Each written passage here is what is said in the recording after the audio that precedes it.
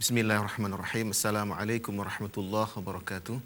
Alhamdulillah wassalatu wassalamu ala Rasulillah wa ala alihi wa sahbihi wa mawalah. Rabbi syrah li sadri wa yassir li amri wa hlul 'uqdatam min lisani yafqahu qawli. Rabbi zidni ilma warzuqni fahma. Para pemirsa HCTV yang dimuliakan Allah Subhanahu wa taala, setelah kita bersyukur kepada Allah dengan mengucapkan alhamdulillah dan kita bersalawat kepada Nabi kita yang mulia Muhammad sallallahu alaihi wasallam, maka pada pertemuan pada Ustaz Menjawab pagi ini kita akan berbicara satu tema yaitu Kita Indonesia. Tema Kita Indonesia ini adalah satu tema yang berkaitan dengan kebangsaan. Karena memang kita menyadari bahwa Indonesia yang sangat beraneka ragam manusianya perlu untuk mengetahui nilai-nilai kebangsaan yang ada di Indonesia ini. Para pemirsa HCTV yang dimuliakan Allah Subhanahu wa taala, kita ketahui berdasarkan penjelasan dari para tokoh-tokoh bangsa, ya, para negarawan dan juga politisi-politisi kita di Indonesia ini dari berbagai parpol yang ada, bahwa Indonesia ini diyakini sebagai berkat rahmat Allah Subhanahu wa taala. Jadi segenap warga negara Indonesia ini menyadari bahwa kemerdekaan Indonesia itu adalah berkat rahmat Allah Subhanahu wa taala. Dan ini juga sudah tertuang di dalam pembukaan Undang-Undang Dasar tahun 1945 yang sama-sama sudah kita hafal sebelumnya ketika kita masih kecil dahulu. Pada setiap apel hari Senin kita diingatkan, ya, dengan pembukaan Undang-Undang Dasar tahun 1945 itu. Di sini saya akan bacakan kelengkapan dari bunyi pembukaan Undang-Undang Dasar tahun 1945.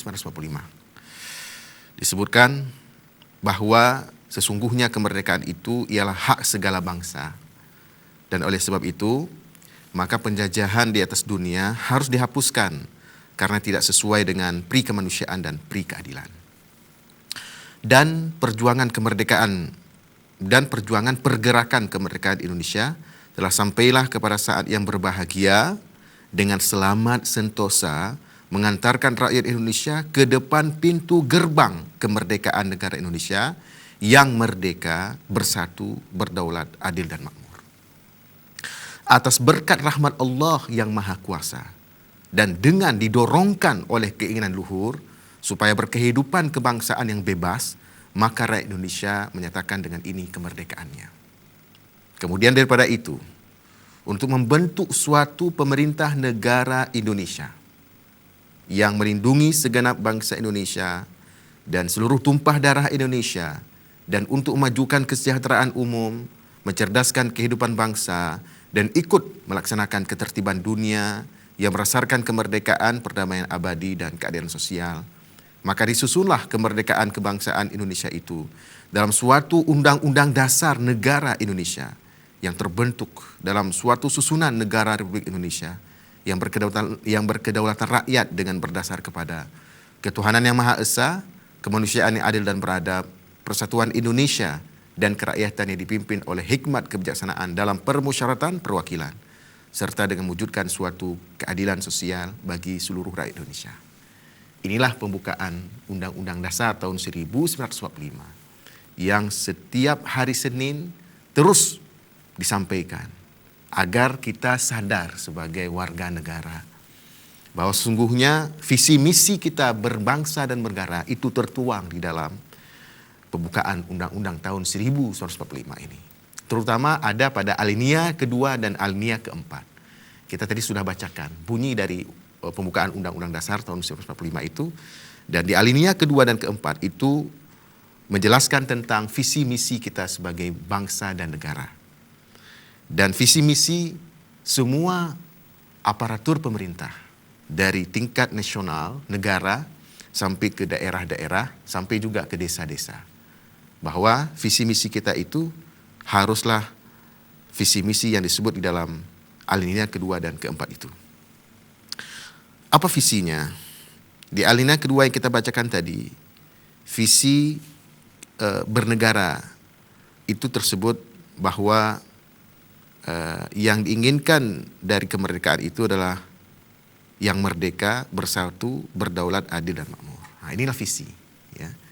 Inilah yang ingin dituju oleh negara kita Indonesia ini, menjadi negara yang merdeka, bersatu, berdaulat, adil dan makmur. Nah, para pemirsa CTV yang dimuliakan Allah Subhanahu Wa Taala, kemudian di alinea yang keempat itu disebut misi dari pemerintah-pemerintah yang mengurus warga negara ini. Itu adalah ada beberapa visi di sini disebut. Pertama adalah melindungi segenap bangsa Indonesia dan seluruh tumpah darah Indonesia. Yang kedua adalah memajukan kesejahteraan umum. Yang ketiga, mencerdaskan kehidupan bangsa. Dan yang keempat, ikut melaksanakan ketertiban dunia yang berdasarkan kemerdekaan, perdamaian abadi, dan keadilan sosial. Nah, ini dia visi misi kita bernegara. Dan visi misi ini tentu saja harus diketahui dan dipahami dan juga dihayati dan seterusnya diamalkan oleh setiap warga negara, terutama sekali adalah para pejabat-pejabat dari tingkat nasional, ya, provinsi, kabupaten kota, kecamatan-kecamatan sampai ke desa-desa. Bahwa visi misi ini haruslah diketahui, dipahami, dihayati sampai diamalkan. Para pemirsa CTV yang dimuliakan Allah Subhanahu Wa Taala, kita jelaskan pertama dulu, yaitu tentang visi kita sebagai warga negara atau sebagai pemerintah. Yang pertama adalah, jadi kita sebut yang merdeka, ya, mengantarkan rakyat Indonesia ke depan pintu gerbang kemerdekaan negara Indonesia yang merdeka, bersatu, berdaulat, adil dan makmur. Nah, yang merdeka, tentu saja kemerdekaan ini adalah yang diharapkan oleh setiap orang-orang yang berada dalam penjajahan, dalam penindasan oleh bangsa-bangsa yang lain, termasuk bangsa kita dahulu adalah dijajah oleh bangsa-bangsa Eropa. Ya, ada sekian banyak bangsa-bangsa Eropa yang datang ke wilayah kita, ke Nusantara ini. Ada negara yang kita kenal dengan nama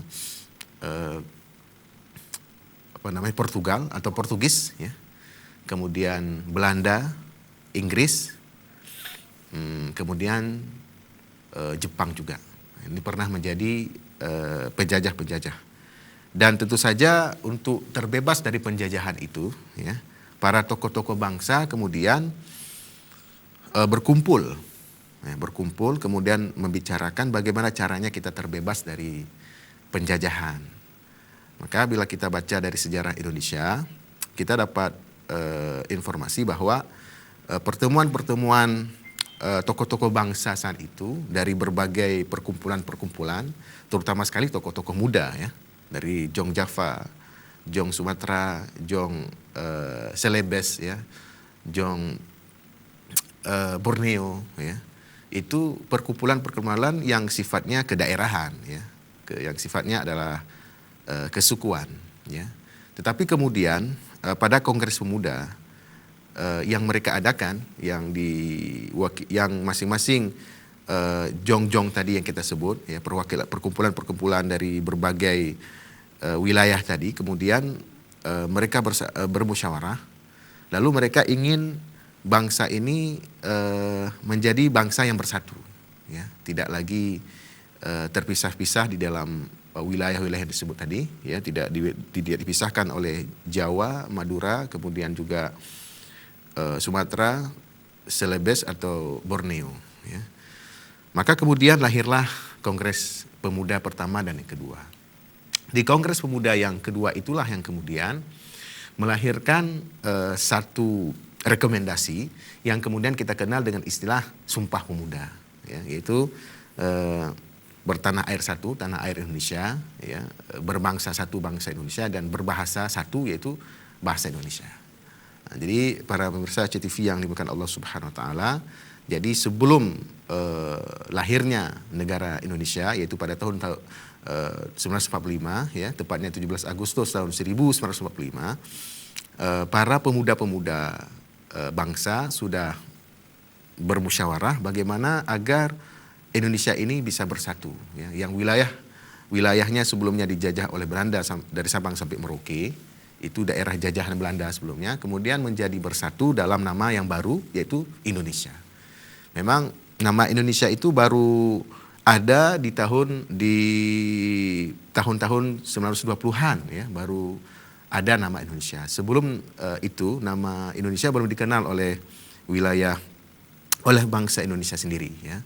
Makanya kita kenal kemudian organisasi yang berdiri sebelum lahirnya negara Indonesia itu tidak ada nama Indonesianya ya. Misalnya Muhammadiyah ya. Muhammadiyah itu lahir tahun 1912 ya, 1912. Tidak ada nama Muhammadiyah Indonesia ya, karena memang istilah Indonesia itu belum dikenal di zaman kelahiran organisasi ini.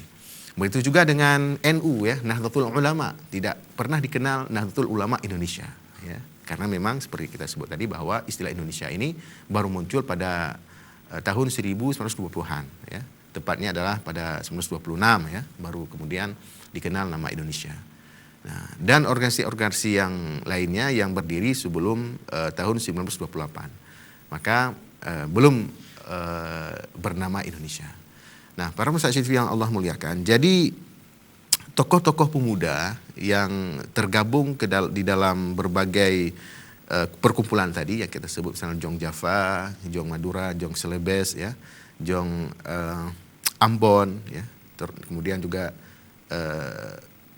Jong Borneo ya, itu mereka semuanya sepakat ya dalam Kongres Pemuda itu untuk menamai wilayah Indonesia itu, wilayah yang mereka tempati itu dari berbagai perkumpulan itu mereka namai dengan Indonesia. Maka mereka bahasakan dengan bertanah air satu, tanah air Indonesia. Jadi mulai saat ini kita tidak lagi menonjolkan ya wilayah kita masing-masing, wilayah Sumatera, ya, wilayah Jawa, wilayah Kalimantan, wilayah Sulawesi, wilayah Ambon dan seterusnya. Tapi mulai sekarang kita lebih mempopulerkan nama baru untuk wilayah yang kita tempati ini, yaitu Indonesia. Nah, jadi para pemirsa TV yang dimuliakan Allah Subhanahu Wa Taala, sejak itulah kemudian dikenal nama Indonesia sejak Kongres Pemuda Indonesia yang pertama, yang kedua itu, kemudian juga berbangsa satu, ya, bangsa Indonesia.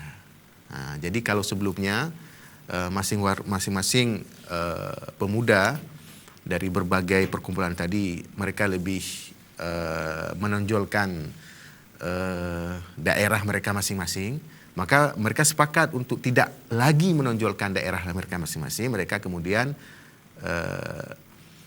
ingin memperkenalkan diri mereka itu sebagai satu kesatuan dari semua manusia yang ada di Indonesia, yaitu namanya Indonesia. Berbangsa satu, bangsa Indonesia. Ya, jadi manusianya sekarang bukan manusia Aceh, bukan manusia Jawa, bukan manusia Madura, dan seterusnya, tapi manusia Indonesia. Kemudian yang berikutnya adalah berbahasa satu, bahasa Indonesia. Jadi tentu saja kita tahu bersama bahwa Indonesia yang demikian luas wilayahnya dari Sabang sampai Merauke itu punya bahasa yang luar biasa banyaknya. Ya, kalau kita Aceh itu ada bahasa Aceh, di Aceh juga bukan hanya bahasa Aceh saja, juga ada bahasa Gayo, ada bahasa Alas dan seterusnya. Banyak sekali bahasa yang ada di Aceh. Apalagi kalau kemudian bahasa manusia Indonesia secara keseluruhan itu luar biasa banyak sekali bahasanya. Maka untuk mempersatukan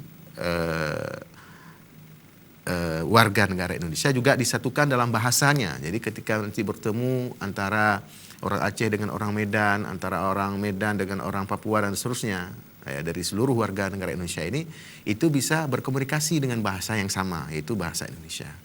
Nah, jadi luar biasa perjuangan dari tokoh-tokoh pemuda di zaman dahulu sebelum kemerdekaan Indonesia, yang akhirnya kemudian kita kenal Indonesia sampai saat ini.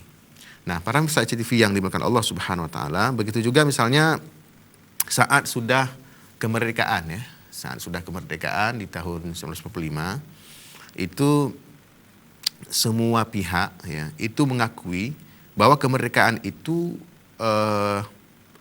diperjuangkan bukan hanya oleh satu kelompok ya, tetapi oleh banyak kelompok, diperjuangkan oleh bukan hanya satu agama tapi oleh banyak agama, diperjuangkan bukan hanya oleh satu golongan tapi banyak golongan ya. Nah, jadi para pemirsa TV yang Allah muliakan, kita akan lanjutkan setelah pesan-pesan berikut ini.